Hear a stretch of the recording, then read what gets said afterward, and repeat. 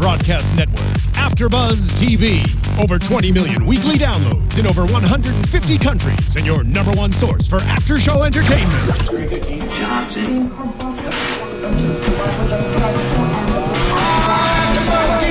AfterBuzz TV, the destination for TV superfans. Producing aftershows for over 300 of your favorite TV shows. Interviewing celebrities and showrunners. And bringing you behind-the-scenes exclusives. All thanks to E! Entertainment's Maria Menounos, producer Kevin Undergaro, and internet leader Akamai.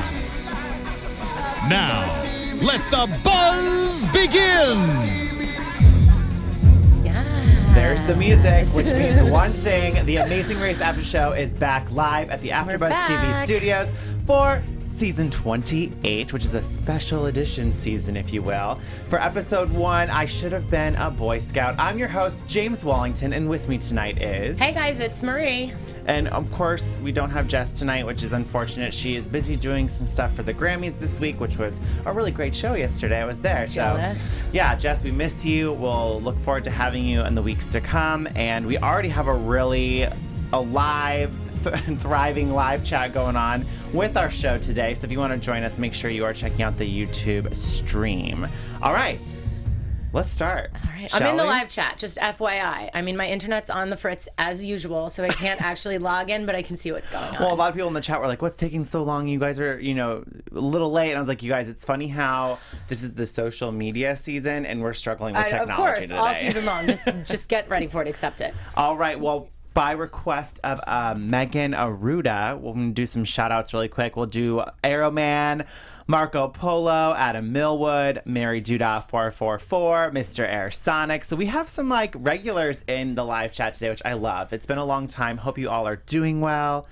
But it's time to recap the premiere episode. Okay, so season 28 is a big deal because it's a special edition of The Amazing Race, as Phil put it.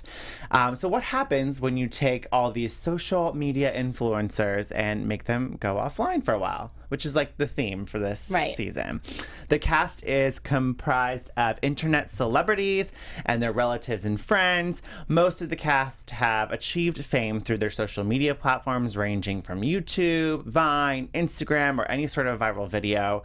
So it's a very eclectic and really loud personalities this season. Basically, yeah. Everybody on this season has a big personality. A big personality, which, it's interesting how some people either love that because it's in-your-face type of personalities, or some people are so turned off by it because maybe at some points it seems like they're trying too hard to play to the camera. But these people, I feel like they already have thousands of followers. True. Their outgoingness is likable. I mean, for the most part, that's how we watch them on social media. Right, exactly. Yeah. So the chances of us hating teams are a little bit less, I would say, this season. I mean, I don't know. I already hate a few, obviously. But for the most part, they're all already likable. They have tons of followers, so it should be pretty good. I don't think anyone's going to be too annoying. As of right now, I'm not too annoying. Actually, I take that back. There's one team in particular, which we will get to. Oh, no. So let's start it off with none other. I think the most famous team on The Amazing Race this season would happen to be Tyler Oakley and his best friend Corey, YouTubers and friends. I loved how at the beginning of the episode, the cab driver just wanted Tyler's autograph, which I'm sure we'll see a lot of that as the episodes progress. So Corey and Tyler are friends, and they met the day Tyler started his YouTube channel, which I thought was really interesting and kind of gives us a little bit more of a background of their relationship. And one thing I also love is that they're super fans of the race. Just because they may be social media influencers, they're still fans, which I love. I like them. I drive by his billboard on the way home every day. I know. Right? When they were talking about the billboard on the show, I was like, I know exactly what billboards they're talking about. So he's the one that I knew right off the bat. A lot of these teams, I mean, I'm not too into the whole YouTube social media thing. So for me, I didn't know a lot of them. But he was the one that right away I was like, oh my God, I know who that is. Of course, Tyler Oakley. Tyler. Next thing we have is engaged YouTubers and choreographers, Dana and Matt. Dana said that they have a high stakes relationship because they've been engaged for 3.5 years and they have not set a wedding date yet, which is insane to me. But given their circumstances of being internet choreographers and having one of the most popular and notable choreography channels on YouTube. They're busy. I feel like they'll get to it when they get to it. I don't think that she's like upset about this or anything. Right. You know, like he's not dragging it out or whatever. They're like, we're gonna get married. It'll eventually happen. Like, it doesn't matter. Right. And I think we would have seen that if that was like one of their story things. It would have been there right in the beginning. She would have been more vocal of like, hopefully this will help him get his shit together to propose. And like, you know, actually they're already proposed, but like start planning a date. So I really like them from the get-go. They seem like really down to earth. Yeah, they're okay. Fun. I mean, I don't love them yet. Obviously, I never love anyone, but I don't hate them yet, which is a good start. Next thing we have are dating YouTubers from Rooster Teeth. They're both hosts on that gaming channel. We have Bernie and Ashley. They've been dating for 3 years. They work together and live together, so they spend a lot of time together, which I think will do really well for them. Yeah, being that'll on the be good race. for them. Yeah. So Ashley is a professional gamer and was one of the first members to ever be a part of the Rooster Teeth community. They're just an online video channel. Yeah. Yeah. What do you think of them? I like them so far. Like I said, nothing stands out to me that I'm going to hate them. Yeah. And I think, like you said, to their advantage that they do everything together all day long. So this isn't going to be a shock for them to be stuck with each other 24/7 and realize, oh my God, I hate you. Well, surprisingly, like prior to watching, you know, the episode and seeing pictures and interviews, something about him made me think villain of some kind. Maybe. Like maybe too much of a gamer, not afraid to make big moves in the race, whether it comes to the U-turns. So something about them was like, oh, this is going to be like the villainous, like, well, we need more of that. couple. I'm always a fan of that. But I actually really liked them. And I was like, okay, they're one of my top standouts so far. Well, you have to be kind of likable in the beginning. Yeah. I mean, kind of. Up next, we have YouTubers and clever hosts, best friends Aaron and Jocelyn. They're internet hosts and producers for the Clever Network, one of the entertainment news outlets on YouTube. What are your thoughts on this female team? I like them. I always like a girl team. I know a lot of people like immediately always hate on girls in the beginning. They're like, oh, they're not smart and they're just gonna use their looks and they're gonna flirt and this and that. But whatever. These are smart girls. Like you said, they host, they have their own YouTube thing going, tons of followers. Right from the beginning, they're okay by me. Yeah, going into it, I was already an instant fan. I was familiar with them from Clever News. I've seen some of their videos from here and there, and I loved their little audition video that they had before they even ran the race. So I like Aaron and Jocelyn. They're standouts to me. So we'll see how they do against the other teams this season. Up next, we have Vine personality Cole and his mother, Sherry. They're big family people, which we saw at the beginning of the episode, which is why he was a little bit on the emotional side. They never leave their home from what it sounds like. Her career has been being a mom of 6 kids, and this race is a way for her to show her family just a different side of Sherry. It's obvious that I'm obsessed with her. You always love the mom-son teams. I like them because Cole's so cute. How old is he? Should I feel weird about this? Good question. How old is Cole? Does anyone know? He's got to be over 18, well, obviously. But I mean, at this 21. point, that's still even a little weird for me. I'm like basically 40. Almost. I'm trying to see if anyone in the Does live anybody chat- know? Can someone tell us how old Cole is? You know what? I'm going to look it up right now as we continue discussing this Should I team. slide into his DMs? Funny. I just love, you know me, I'm a sucker for mom and son teams, so I'm definitely we like rooting them. for Yes, them. we're definitely rooting for them. And it was really cute because I saw their interview that they did prior to the race, and she does elaborate a little bit more about how, being a mom, like you kind of get stuck in that grind of being a mom, especially of 6 kids, and then going on a race it's like running your own sports team. Yeah, so she's going on this race to do it for her, and I'm like, pro-mom, that. So I love Sherry already. Oh my God, Cole's 19. How does that make you feel? Oh my God. Okay, let's just blow past that. Up next, we have another Vine personality team with Zach and his wife, Rachel. They met a little over 3 years ago, and Rachel is the first girl that Zach has ever kissed, which is so precious. And they've only been married for 11 months. So, if you remove the whole Vine sensation, they're the newlywed team this season. I really like this team. I don't think they got enough airtime in the first episode to really know their dynamic quite yet, but I was always a fan of Zach prior to the Amazing Race anyway. Yeah, I didn't know who they were, so they're super new to me, and like you said, we didn't see a lot of them, so I really don't even have anything to base it on, but they're cute. I think this is gonna be different for them. I mean, again, like they're still newlyweds, like they've only been married, what, you said 11 months? Mm-hmm. So this is going to be different. This is going to be like a test a little bit. I agree.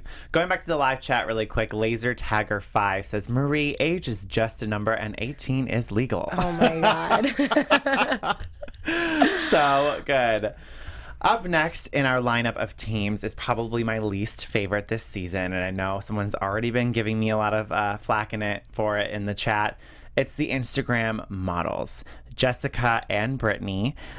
So all I got from them was the more followers you have, the more money you get paid. Okay, great. Is there more substance to you besides getting a lot of money from your Instagram following? But to be fair, you do like 100 interviews before this, and then there's like literally like 5 hours of footage, and then they take the most annoying, obnoxious thing that you say, and they use that. True. So if they want people to not like you, you get something like that. You know, if they want people to like you, then you get something that's like a little more cute and likable. So to be fair, I doubt that they sat there for 5 hours of interviewing being like, oh, we get paid to like promote fake teas. Like, and you know I doubt what? that I happened. agree. Yeah. I mean, from our experience of being on reality TV, that is true. So I want to give them the benefit of the doubt. I think they're cute girls. They look fun. I like them. I'm not mad that they get paid to do nothing. That's fine with me. And I think they're probably going to get like the short end of the stick with editing for a little bit. Yeah. And then they'll grow on us. I don't know. Another thing that rubbed me the wrong way is that like they were talking about how they get paid to post photos on Instagram, but it wasn't just like paid to post photos. It was paid to post hot photos. And I'm like, really? Like, you're everything I just don't want in a female team. But you know what? We can't be mad at them because as viewers, as people who are following them on Instagram, I mean, I'm not personally, maybe I will, but we're Which, the to reason... be fair, they didn't really have a huge following prior to the True, race. but we're the reason that they get paid. Like, there are people that follow them Yeah. and like every single thing that they do, and that's why they get paid money to promote bikinis and this and that. And I hate to say this, I feel like they're like a produced team because like prior to being on the race, I had to look them up. They're the only team I had to look up because I was like, who are these girls? Instagram models? Come on. I looked them up, and one of them didn't even have over 10,000. It was like Brittany was pulling the weight for the Instagram. They just wanted them. We just had to like fill a spot for. They needed the hot girls. Right. So they're cute, and I think they'll last a while. And like, let's not hate on them too much. And I think another thing that put a bad taste. I'm going in on them for a second. Oh my God. Am I defending a team? Really? No, it's okay. Like, what alternate universe are we in right now? I think another thing about them that put a bitter taste in my mouth prior to being on the race is that there's another Amazing Race podcast that Logan SCW Saunders does about the Amazing Race. His Twitter is Log Supaku. I totally probably pronounced this wrong. He did a podcast with his friends recapping the teams, like their first impressions. And I will say, in the team's defense, they were not very nice about their approach, speaking about the models, speaking about even Aaron and Jocelyn. They just took it a little far. But I feel like when you are a social media influencer, there is some sort of integrity to uphold with what you post on the internet. True. To some extent. To an extent. So they posted this. They were making fun of the teams because one of the questions in the profile was, what do you think about, or what country are you most excited to see? And the girl said Africa. And as we know, Africa is not a country. So they were making fun of this and how like they weren't intelligent, which is their opinion, not mine. Right. I'm sure they're intelligent. I'm just repeating what I heard in the podcast. But she had to go out of her way to respond and say, this is the funniest shit ever. How can Jessica and I be guests on your amazing podcast because we could use those 99 viewers? I don't know. I just think because I am very proud of the podcast we had, right. If she ever said anything like that, that would not fly with me. Because have some respect. That's all. I get it. But you know what? On the other hand, what they do for a living as far as like, you know, I don't know if it's their full-time job or not, but being like Instagram models, it's not like they're like role models for children or teaching kindergarten or, you know, whatever. That the impression that they have to uphold is it's just based on their Instagram followers and posting pictures of bikinis and whatnot. So for them to just kind of fire back and say something mean, I'm kind of okay with it because either you like them and you don't care, or you don't like them and you unfollow them and we all move on with our lives. Like, sure. I mean, I'm the person that doesn't bite my tongue for anything. Like, I'll say whatever. And I got a lot of backlash for that too. I said whatever I thought, whether it was mean about somebody or not, and a lot of people hated me. So I kind of get it. I mean, I think it's probably a little bit rude, but being, you're a public figure and now you're on a national TV show, there's going to be people that don't like you, and you kind of just have to deal with that. I mean, if I tweeted back every single person that sent me a death threat during my season, I literally would have to hire a personal assistant to help me. So you're going to have to learn, girls. Touche. There's going to be a lot of haters. You just got to kind of let it go. Don't let it affect you. Yeah, so, just keep doing what you do. Again, I'm just sharing what I've seen, what I've known from the last few weeks on social media. I get it. Just a different perspective. I'm already just not a fan of theirs, but every season, as you know, there's one team I just don't like that ends up growing on me. So, Brittany and Jessica, I hope you end up growing on me. I'll just say that. Next team, we have the viral video star Marty Cobb, who's a flight attendant for Southwest Airlines. Love her. I mean, how do people not know about that viral video? There's nobody that doesn't know about her. For a full week, it was all on my live feed.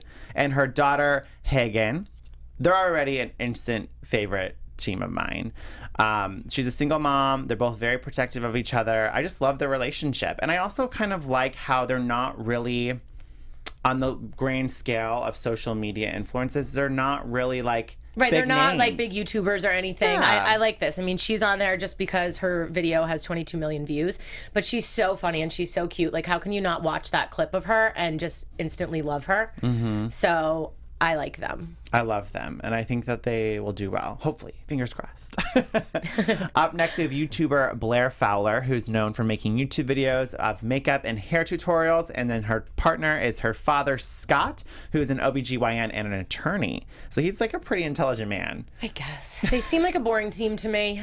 I don't know. I mean, I don't know. I feel like the father-daughter teams always don't really last, and there's not much going on there, but whatever, surprise me or teach me how to contour, whatever. But she said she's single. She's not afraid to use a little bit of Southern charm to help their team out, and they bring age and maturity to the race. So we will see she's super how cute, that so that holds should up. work for her. Up next, Vine personalities brothers Cameron and Darius. Yes. Their mom went to Harvard, and they think that because of their videos, some people might not think that they're very intelligent. So they're kind of keeping their cards close, and they don't want people to think that they're a smart team, which I think is interesting. I want to see how that strategy plays out for them. I love them. I didn't really know who they were. Yeah, I have no idea who they are. I hadn't seen any of their Vines or anything, but I just like them. They just seem fun, and I like that they're brothers. They're obviously besties, and they're related, and that's, I'm really close with my sister, and I wish that I could have raced with her. So I'm excited to see the two of them do well together, because this is the ultimate fun thing for you to do with your sibling. Amen. So that's true. love you guys already. Don't disappoint me. And our last team is the YouTuber and professional Frisbee player Brody Smith and teammate Kurt. How is that a thing? A Frisbee thing? Yeah, what? Their videos are so cool, because my roommate and I are really into Vine, and that's how I first discovered about Brody and Kurt about a year ago. And they do really awesome tricks with the Frisbee, and I hope there's some sort of challenge along the way that involves Frisbee, because it's really cool. I think it's, like they said, they want to inspire people to pick up a Frisbee more. So, I don't know. I like them. They met at the 2006 Ultimate Frisbee season at the University of Florida. They won a national championship together, so yeah. So, people watch them throw the Frisbee. They have, Yes. a YouTube channel, and there's people that subscribe to this. I mean, I'm sure there's more to it. I'm going to need a little more than that. Sorry, guys. So those are our teams this season. Already, the show starts off a lot differently, which I did see in the live chat, Marie. We had a question for you, since you are a previous a racer alum. I get nothing, and then all of a sudden they go 100 miles an hour, and I can't read them due to my internet situation. I feel Well, Laser Tagger 5 said, Marie, what did you think about people starting from their hometowns? I think it gives people in LAX an advantage over people who are in Alabama. I immediately thought the same thing. I was like, how is this fair? They're all coming from different places or whatever. But as long as there's some type of equalizer when you get where you're going, then I guess it doesn't really matter.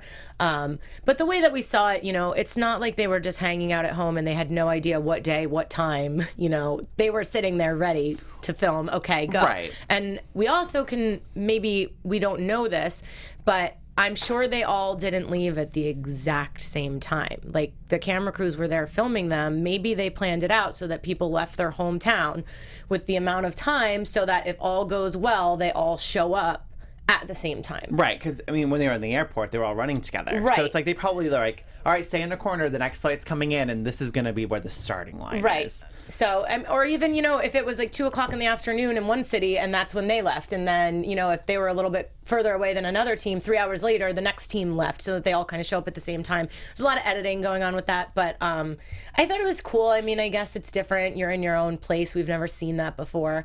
But again, not real. Steven Sosa said in the live chat, it reminded me about Big Brother and how they get their key at their house, like at their home, you know?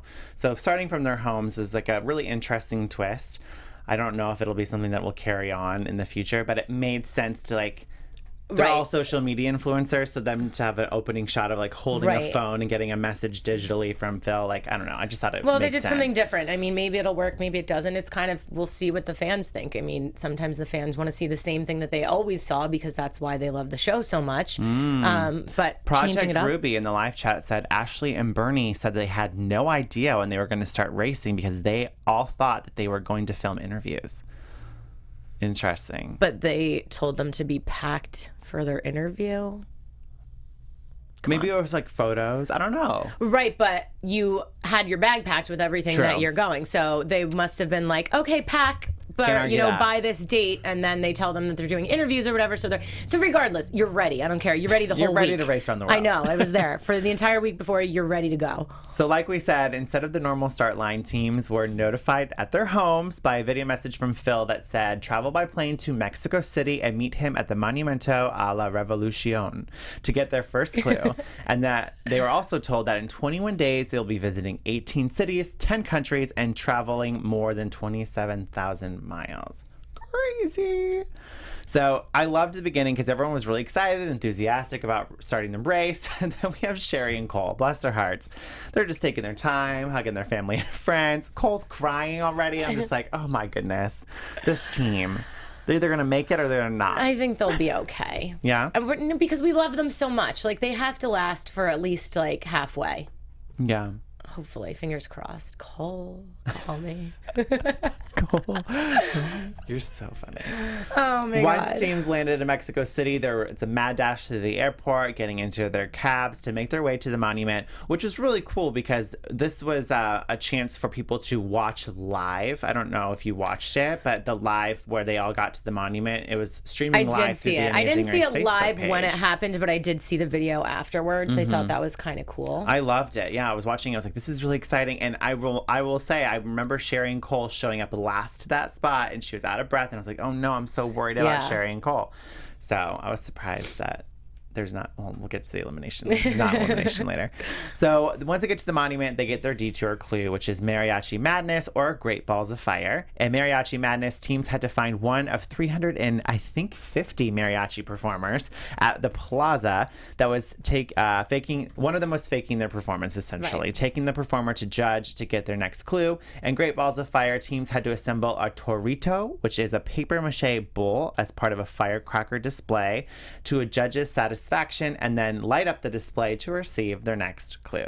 What detour would you have done, Marie? All right. So originally I thought that I would do the building one because you know my theory on this. Yes. Like, you get something, there's a model, there's only one way to do it. Nothing else can screw you up except You're in control. you. Yeah. Right. Then as I was watching it, the mariachi thing, I was like, this is so easy. Because it was just the little trumpets, first of all. It wasn't any of the violins. So there's like 150 people there, but every single one that like wasn't playing was a trumpet. And they were all kind of right in the front. So even if you had to like look around for 20 minutes or 30 minutes and grab every single guy, that's still shorter than the amount of time that it takes to build that other thing. Agreed. So I don't know. I mean, if I had opened the clue, I probably would have chose building. But when I got home and saw the episode, I would have been like, oh my God, that's so unfair. The other one was clearly easier. And it was because every single person that did that side finished before the people that built. Right. I probably would have done built as well. Yeah. Just because I feel like it would be hard. I did band growing up. Like, I was in marching band and all that, and it's loud. Like, the amount of sound that comes out of all the instruments at once. It's like, how are you going to be able to pinpoint one instrument that's not making noise when, like, you're surrounded by other ones that are making noise. You would have to like get really close to inspect if it was making sound or not. So I definitely probably would have done Great Balls of Fire. In this case, we had the Frisbee guys, Sherry and Cole, Aaron and Jocelyn, Matt and Dana, Zach and Rachel all doing the mariachi. Some struggled at first just because it was like, oh, we grabbed one. Sherry and Cole didn't read their clue fully. She was like, wait, we have to go back. It has to be someone who's not playing the music. So I don't know. That one was really confusing, but the Great Balls of Fire looked like a lot of fun. We had Marty and Hagen, Bernie and Ashley, Tyler and Corey, Brittany and Jessica, and Scott and Blair doing this detour. It was hard. Yeah. I mean, it literally, I hate building stuff. Like, I can't build things. I hate building things. But again, it's something that's in your control. So it's kind of the smarter decision if you don't know anything about either side. But it looked difficult and it took a long time. And it was dark out. Like, you couldn't even see what you were doing. I was kind of mad about this after I saw what was going on because I was like, the other side was so easy. This wasn't even. But I guess when it comes down to it, it didn't matter anyway. We'll get to that. Yeah, right. It didn't really matter. Once teams completed the detour portion of this leg, they were instructed to go to Cuevas de Parque. I don't even know Spanish, but Teotihuacan? Sure. Why not? Sounds good to me. To claim one of 3 departure times for the next day. Everyone showed up. It was kind of another equalizer in the leg. Everyone spent the night. On departure the next day, teams received a roadblock clue, which required one team member to sift through an excavation site within the nearby caves to find 13 pieces to construct an Aztec mask. Once the mask was properly assembled, the team members would receive their next clue to the pit stop at Museo Sumaya. I just love having to pronounce this stuff. I'm so happy it's you that has to pronounce them and not me, because I would just go home. Oh, gosh. So what did you think of this roadblock? This was cool. I liked this. I don't know. I'm just into stuff like this. Like, I would love to just go down there and dig around. And, like, I like puzzles. I feel like I'm good at puzzles. So I would be, like, shotgun doing this. I don't know. I thought it was cool. I would have loved it, too. Yeah. Especially because going down in the caves. Right. Like, caves for the win. That's like, you're it. above ground, having to look for the pieces, and you would go back down ground. I loved it. It was very exciting. And when they have to do stuff that makes them uncomfortable, I like it. Yeah. Because you saw Sherry was just not having it. She's like, I'm claustrophobic. She was getting emotional.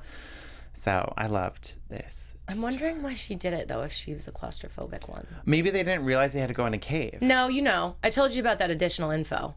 But don't you have to do that after you decide who's doing the roadblock? Yeah, but you can read it and decide, like, there is a little room to cheat there. Like, you open it up and in front of the camera, you read it. Maria. But the piece of paper is right there. Yeah, it's meant for you to read. But you guys, you know what? You probably don't figure that out until like 3 legs in, if this is your first time, unless you've been listening before and you knew. Watch now, producers are going to change the way they get that. I know. They're gonna So make anyone you going on decide the next first, season. and then we give you a new envelope with the information. Oh my God, I ruined the race. There was one point in the roadblock where I was literally screaming at my TV, and it was the exchange between Aaron and Sherry, and Aaron goes, do you want to take the penalty? And I'm thinking, hell no. My God. I was like, how stupid is that? Like, leg what? one, and you're already considering taking a penalty. But, like, why? Like, what does that get you? Then the two of you have to race each other when it's over, and why would you suggest it? You're the one that's going to lose if it's a foot race. And then the next leg, you're 4 hours behind the team ahead of you. So it's just...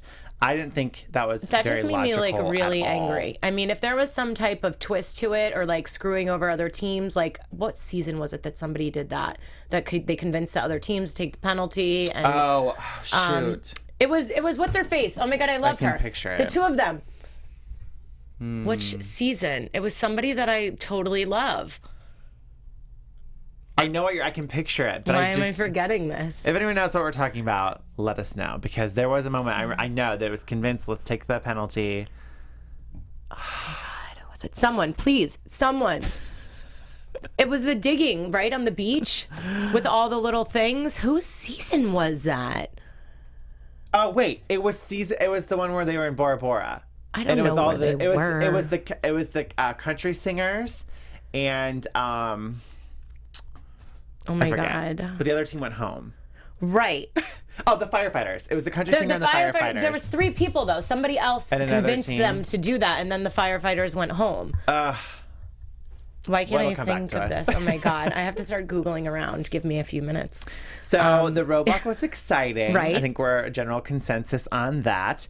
Moving forward, the pit stop, we have Dana and Matt checking in first, Tyler and Corey a close second, Zach and Rachel third, Darius and Cameron fourth, Brody and Kurt fifth, Bernie and Ashley sixth, Brittany and Jessica seventh, Marty and Hagen eighth, Sherry and Cole ninth, Aaron and Jocelyn 10th, and last but not least, who were not eliminated, was Scott and Blair. I was kind of surprised that it was a non-elimination Yeah, this so dumb. early. You know I don't like that. So what do people think in the live chat? Like, are you loving this season already? Are you shocked by the non-elimination? Why do you think they did it? Arrow Man said, I think it would have been the death of their social media channel if anyone was out first, and I think that's why no one went home the first round. I don't think it would have been the death of their social media. I think the way I would have looked at it is that it's a non-elimination because all these teams have huge followings. That if you're a follower of, let's say, Blair and Scott, and Blair goes home first, you have no reason to keep watching. But what are we going to do? Just not eliminate people the entire season because we're afraid people are going to stop watching? Yeah. Like, I don't know. Whatever. I kind of like that a team goes home right away in the beginning, but fine. Let's see. Men are... Oh, nice guy said this is the worst ever by far. Oh my God. Yikes. Mary Judah 444 says meh, but I also know she went on a rant before we went live in the studio, and she was very opinionated about this season not being one of her favorites. So I think this season might grow on people, but for the most part, I'm still indifferent. Yeah, I don't love it, but I don't hate it. I don't like it because I don't like the idea of it, but that's because I'm not someone that like subscribes to YouTube channels and watches all these people and bloggers and Viners and whatnot. So for me, I'm just like, who are these people? Why do I care? Can't get into it. But, you know, on the other hand, people who follow them, like this is really exciting and different and fun, and it should bring a lot of new viewers to The Amazing Race. You know, there's people that are watching. Did it? Because we were looking at the ratings. Krista texted me ratings about this season, and Krista from the cheerleaders, and it really wasn't much of a difference. The regular watchers stopped watching, and then the new people fans came in. So it's the same, but whatever. It got them different viewers, I guess. Yeah. So Marco Polo says, I think that they did a non-elimination because of the unequal start at the beginning of the race, which could make sense. No, they equalized that like 6 times over. Yeah.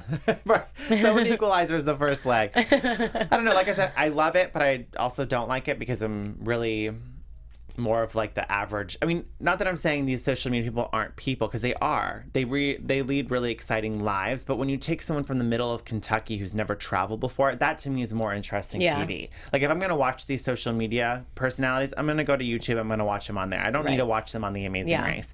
But I like it because, it's something new, it's something different. There are definitely big personalities. I think one of the criticisms I've seen are that they're playing too hard to the camera. They're not really focusing on like being themselves, being in the race. But that I think is just because it's such a routine for them. But they also added that element to it. Like we had the live feed of the start, and then they stopped and they got to talk on Facebook and whatever. So they're jamming cameras in their face and being like, "Hey, this is what you do for a living, and we're live, and all your fans are watching." So they were almost like performing, which made me feel like, if I was there at the start, I wouldn't want to stop for 3 minutes to talk to anyone on Facebook. I don't even care if my mom was watching. Like, I'm going. Like, because I'm more about the race. So this, for me, makes it more about it being, like, a show and, you know, them performing for the camera, which I don't like. You know what I also think that my criticism would be is that just from watching the first episode, there really wasn't a sense of urgency. Right, that's what I'm saying. I don't like that. There's not like, the stakes aren't high for most of these people because they already make millions. I mean, as we know from the Instagram models, they get paid the more followers you have. So they're making money and they're really successful off of their social media platforms, which I'm not dissing because they've had to work hard for that success, and that's great. But I don't feel that sense of urgency. It's like they're not really... None of these people need this. No, it's just more of an experience than it is money in my pocket that's going to change my life. And like last season, going back to, you know, the cheerleaders and the TMZ girls and how they were really struggling on that puzzle in Rio, and they were so emotional because they didn't want to go home first. They wanted to keep racing. You didn't get that sense of like, oh, if we go home, it's not a big deal because I have money back at home. That's just kind of the vibe I'm feeling. So I agree. We'll see how the season progresses. I'm sure it'll grow on a lot of people, or some people might just turn it off. But I will definitely be watching. I don't know about you, Marie. Well, I'll be watching because I have to so that I can do this. But otherwise, I might not even. Like, to be honest, like, I never watched before I was on it. And then I kind of obviously got into it. And I made friends with some of the other teams. So, you know, I watch. But I think this is the first season that from the beginning, I probably wouldn't have watched if I wasn't doing this. So that kind of says something about it. Like, Yeah. I don't know. But whatever, I'm watching. I'm here. I'll be here, guys. I'm not going anywhere.